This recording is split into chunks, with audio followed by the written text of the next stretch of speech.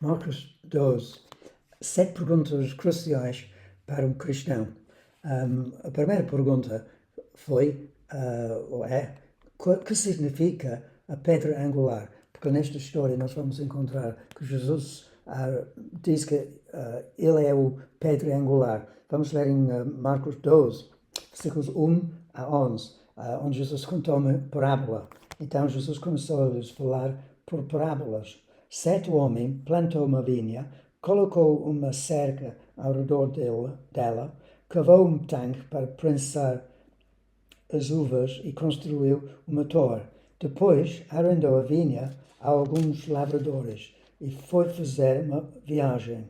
Na época da colheita, enviou um servo aos lavradores para receber deles parte do fruto da vinha, mas elas o agarraram, espancaram, o mandaram embora de mãos vazias.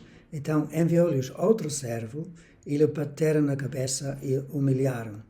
E enviou ainda outro, o qual mataram. Enviou muitos outros em alguns bateram, a outros mataram. E Jesus está a referir aos profetas que não foram bem recebidos pelo povo de Israel. Versículo 6. Faltava-lhe ainda um para enviar, seu filho amado. Por fim, o enviou, dizendo, o meu filho respeitarão. É óbvio que ele está a referir a si próprio.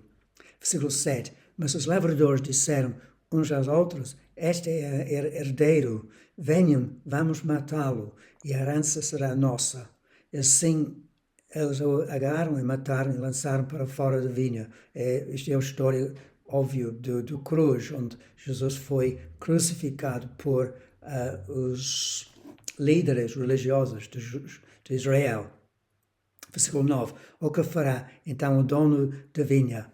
Virá e matará aqueles lavradores e dará a vinha a outros. Claro que este refere aos gentios. Vocês nunca leram esta passagem dos Escritores. A pedra que os construtores rejeitaram tornou-se a pedra angular. Então, esta é uma referência no Velho Testamento do pedra angular. E acerca desta história, o dono queria fruto, mandou os servos e nós vemos que rejeitaram o dono. Então, o que significa agora a pedra angular? Que Jesus estava a dizer que ele era o pedra angular. Nós vamos ver em Marcos 4, versículo 11 e 12, uma referência também do pedra angular. Quando Pedro estava a pregar o Evangelho em Atos 4, 11, eu estava a dizer aqui, depois do cura, através do nome de Jesus, é a pessoa de Cristo que é a pedra angular. Este Jesus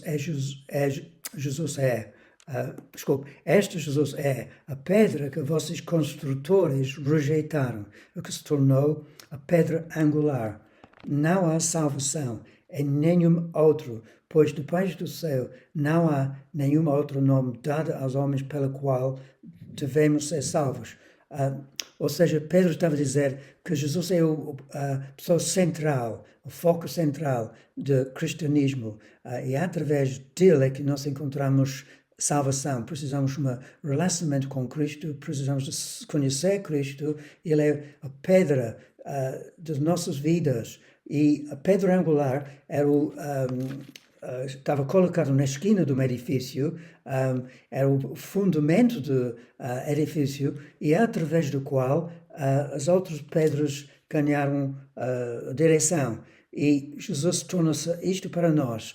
Ele é fundamento de nossas vidas, nós obedecemos o ensino dele, nós encontramos nele todo o fundamento da nossa vida e nós encontramos direção. Todos os pedras foram colocados perto ao lado desta pedra angular. E nós vamos ver em 1 Pedro, mais uma vez é Pedro, que fala de pedra, nesta casa, pedra angular. 1 Pedro 2, capítulo 2, versículo 4 a 7.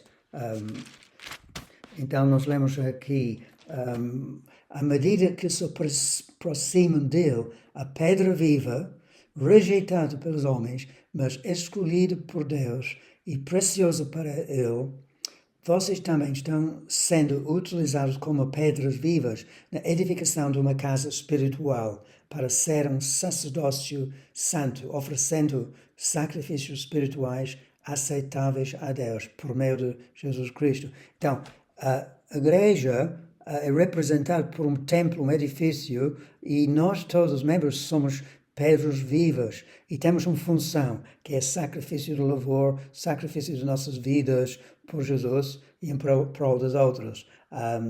E fazemos sacrifícios todos os dias, quer no trabalho, quer em casa. Versículo 6, pois assim é dito na Escritura, eis que ponho em Sião uma pedra angular, escolhida e preciosa, e aquela que nela confia jamais será envergonhado. Portanto, para vocês, os que creem, esta pedra é preciosa. Mas para os que não creem, a pedra que os construtores rejeitaram tornou-se pedra angular. Então, podemos dizer que a pedra representa o alvo da nossa fé. Confiamos nele para Jesus, para a nossa salvação. Ele é o fundamento da nossa vida. Ele fala conosco, dirige as nossas vidas. É o ponto mais importante das nossas vidas. Agora, voltando para Marcos 12, a segunda pergunta é: qual é a nossa responsabilidade cívica? Alguns crentes acham que elas não têm nenhuma responsabilidade, ficam isolados da sociedade e acham que a sociedade é tão corrupta, nem votem, nem paguem impostos. Mas neste trecho aqui que nós vemos que não é bem assim. Marcos 12, em que os líderes fariseus perguntaram a Jesus se for certo pagar imposto a César ou não. Versículo 13. Mais tarde enviaram a Jesus alguns dos fariseus e herodianos para apanhar em alguma coisa que ele dissesse. Estes se aproximaram dele e disseram: Mestre, sabemos que és íntegro e que não te deixas influenciar por ninguém, porque não te prendes à aparência dos homens, mas ensinas o caminho de Deus conforme a verdade. É certo pagar imposto a César ou não? Existe um conflito. Algumas pessoas não entendem isto, que acham que se nós somos adoradores de Deus, devemos afastar completamente da sociedade. Não se envolve em política, não se envolve em deveres cívicos. Então, esta questão aqui. Mas Jesus, percebendo a hipocrisia deles, perguntou: por que vocês estão me pondo à prova? Traga-me um denário para que eu o veja. Eles trouxeram uma moeda e lhes perguntou: de quem é esta imagem, esta inscrição?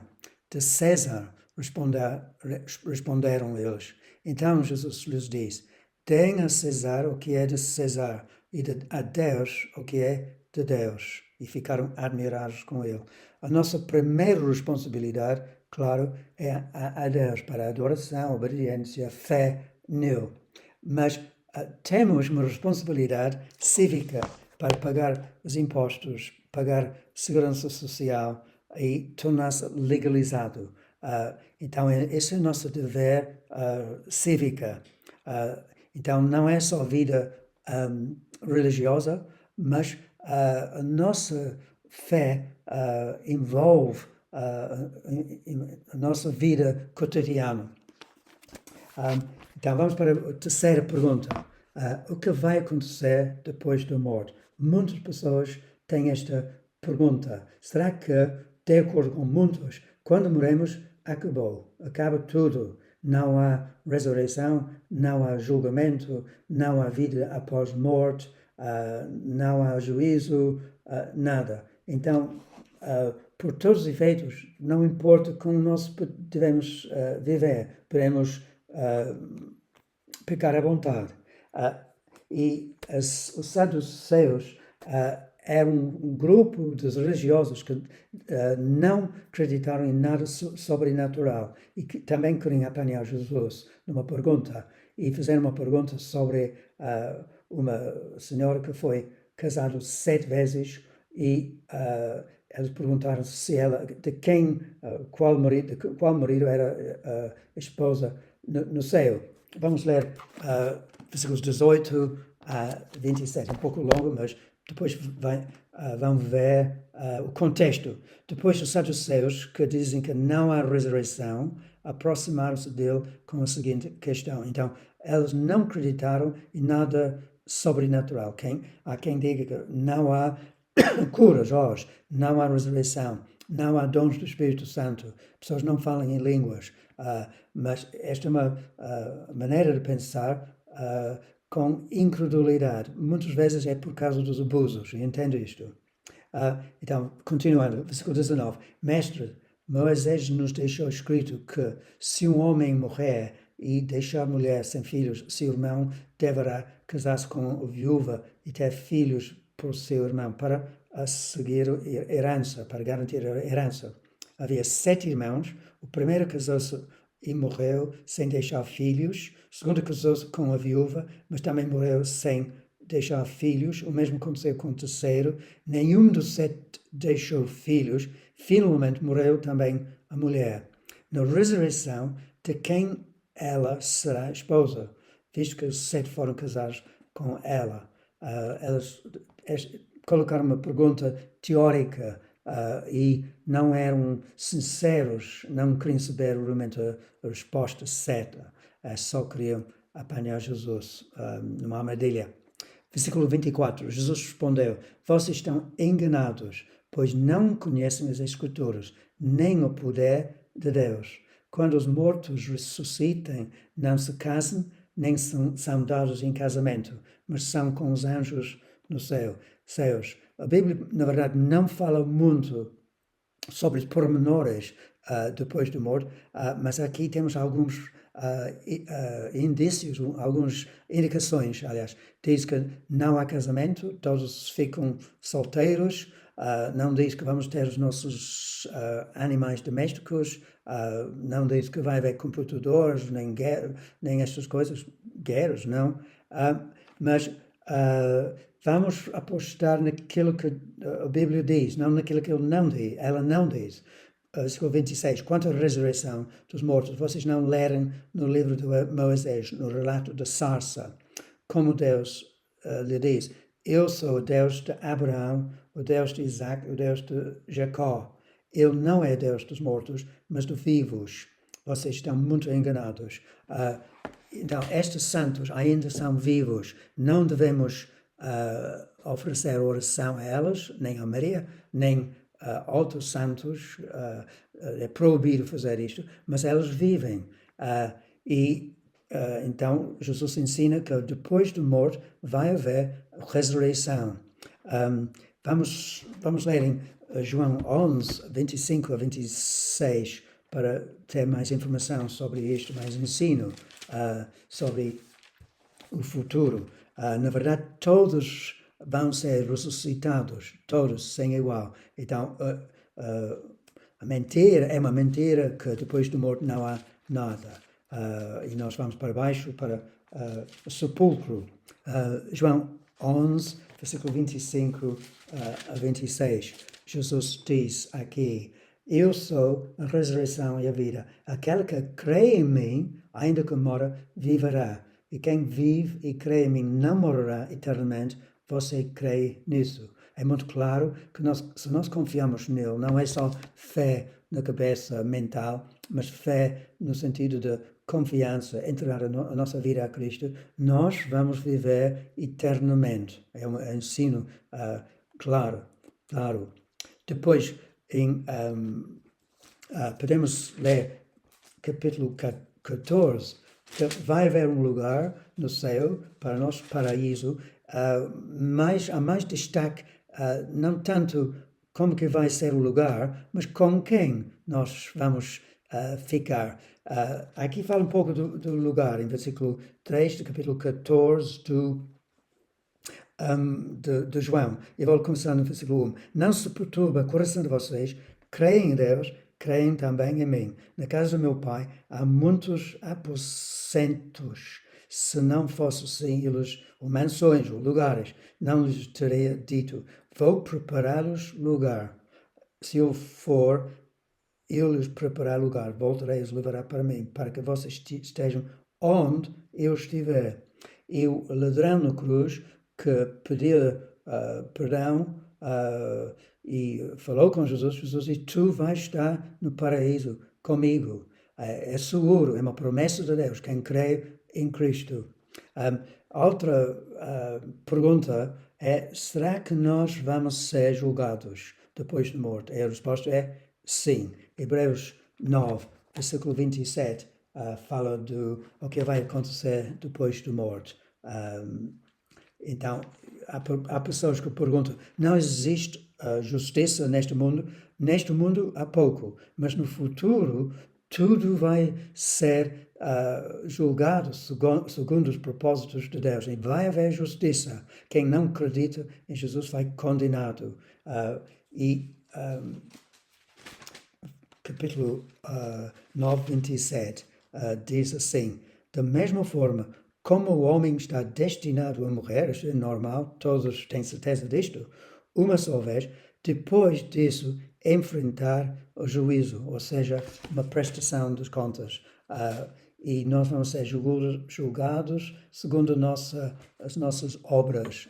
Se nós confiamos em Cristo, a maneira que nós obedecemos Deus. E quem foi mais fiel, mais obediente, vai receber uma recompensa maior, vai julgar mais cidades, vai ter mais destaque no céu. Não é igual para todos. Alguns vão ser salvos só por um fio, mas outros que trabalharam para o Senhor, amaram as outras, vão receber uma maior galardão.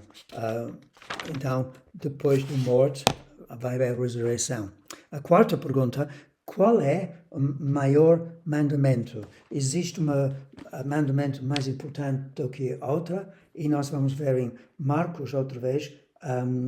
Esta pergunta foi colocada a Jesus, talvez não para apanhar Jesus, mas o mestre da lei que aproximou a Jesus foi sincero, queria saber a opinião de Jesus.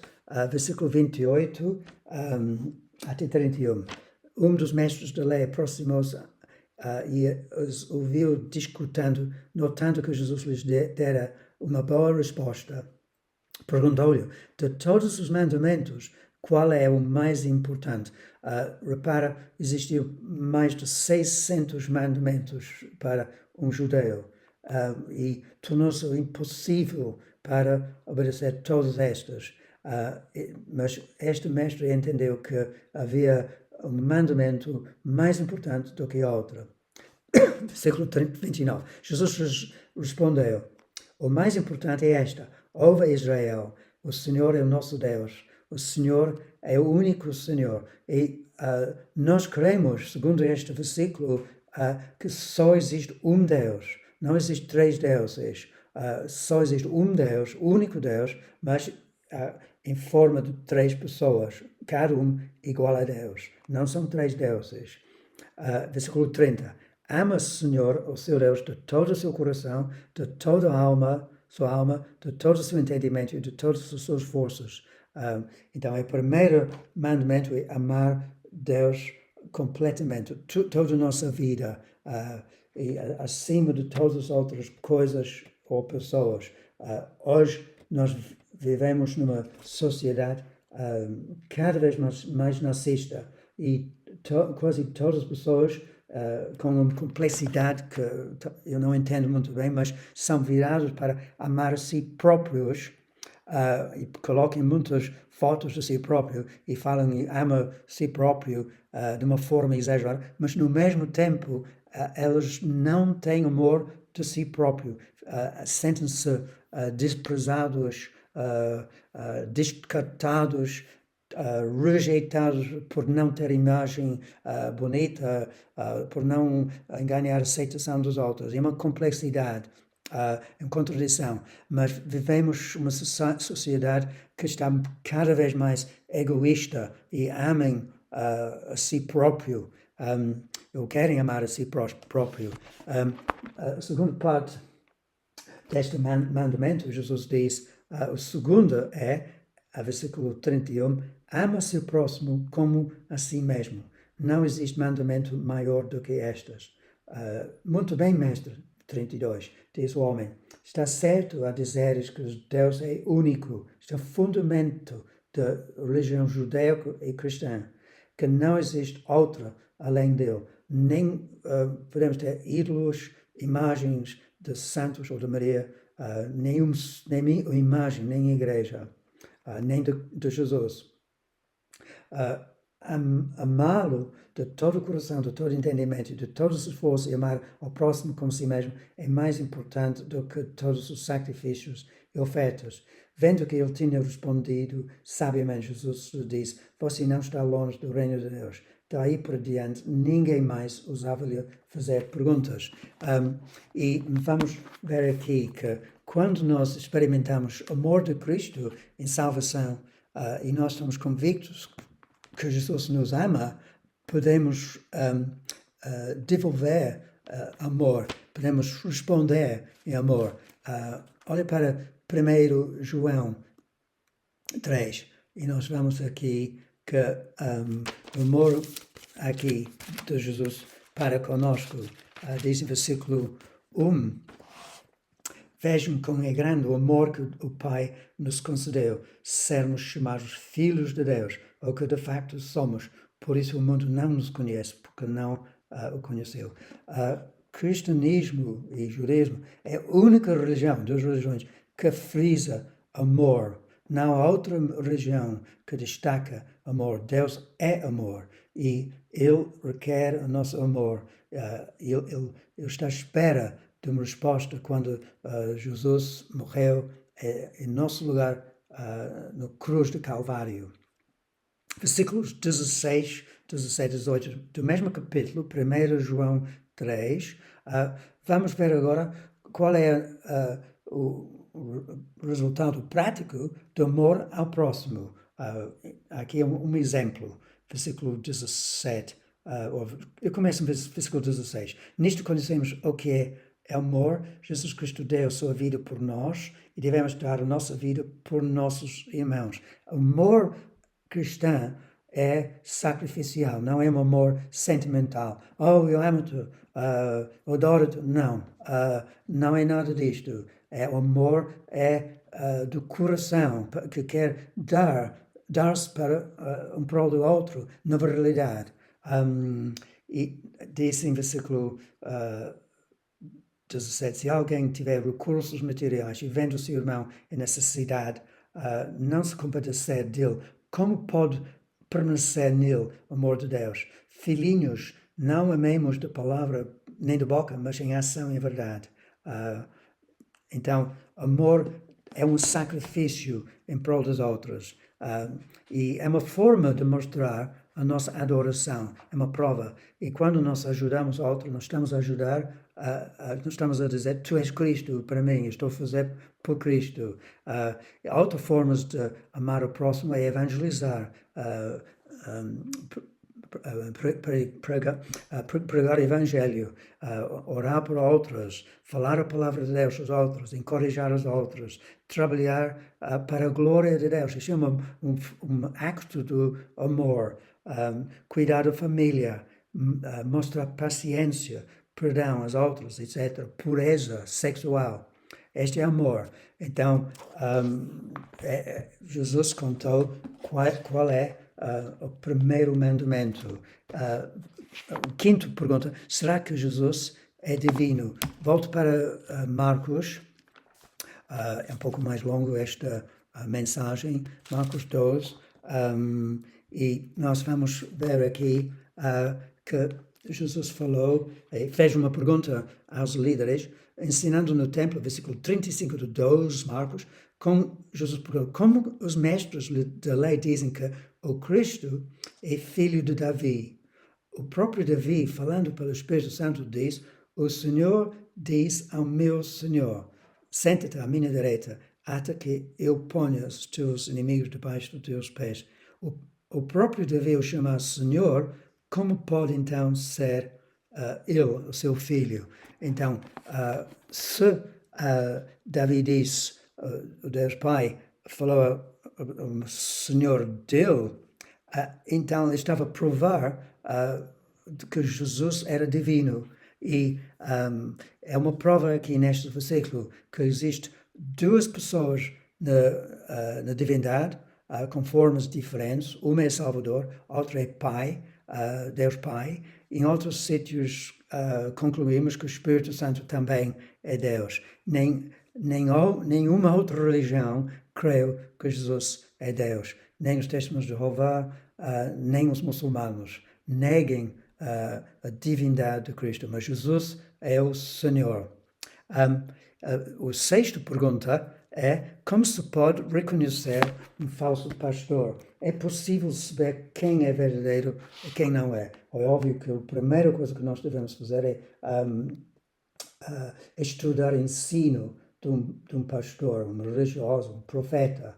E quando um ensino não bate, não corresponde ao ensino bíblico, podemos descartar o líder religioso. E versículo 38, ao ensinar, Jesus dizia: cuidado com os mestres da lei, eles fazem questão de andar com roupas especiais. Estes são as marcas de um falso, de receber saudações nas praças, querem elogios, querem muitos seguidores, querem fama, de ocupar os lugares mais importantes nas sinagogas, os lugares de honra nos banquetes. Eles devoram as casas de viúvas para disfarçar, fazem longas orações. Estes receberão condenação mais severa. Ou seja, pessoas que são gananciosos, que querem poder, querem grandes coisas por si próprios, querem privilégio, querem títulos, querem prestígio, querem fama.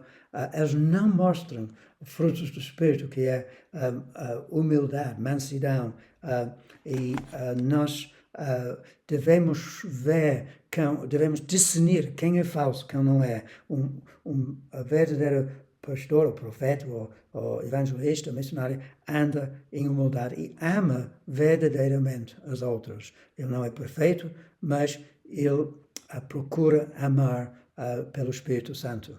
E por terminar, a sétima pergunta, que é válido: quanto dinheiro devemos dar a Deus, ou à igreja, na obra de Deus?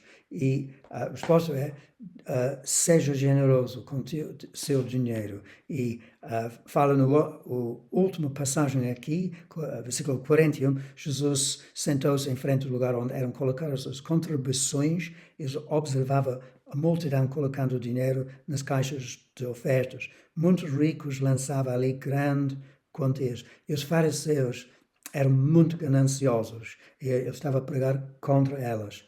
Então, uma viúva pobre chegou-se e colocou 2 pequeninas moedas de cobre de muito pouco valor. Chamando assim os seus discípulos, Jesus declarou, afirmou-lhes que esta viúva pobre colocou na caixa de ofertas mais do que todos os outros.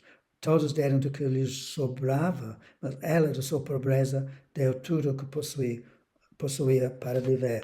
Então, a regra é um princípio. Devemos dar sacrificialmente para os projetos, para aliviar sofrimento, seja em África ou em outros lugares, com órfãos, com pessoas que passam fome, ou para sustentar missionários, sustentar pastores, ou para a obra de Deus em geral, para enviar missionários. E devemos dar dinheiro com bom grado, de boa vontade, dirigido pelo Espírito Santo. Ninguém pode dizer dar X. É um indício no Velho Testamento de dar o dízimo. Para mim, em ponto de partida, eu quero dar mais do dízimo, mas às vezes é menos. No passado era muito menos. Mas o princípio deve ser: eu quero retribuir a generosidade que recebi de Deus, a graça de perdão e amor. E eu quero apoiar a obra de Deus. Não é por obrigação, mas com alegria. E muitas vezes custa, deve custar. Não devemos dar simplesmente esmolas ou testões. Então Deus pode nos guiar. Então temos as 7 perguntas. O que significa a pedra angular? Qual é a nossa responsabilidade cívica? O que vai acontecer depois da morte? Qual é o maior mandamento de Deus para nós? Será que Jesus é divino? Como se pode reconhecer um falso profeta? E por último, quanto dinheiro devemos dar à igreja, à obra de Deus? Então, Deus abençoe.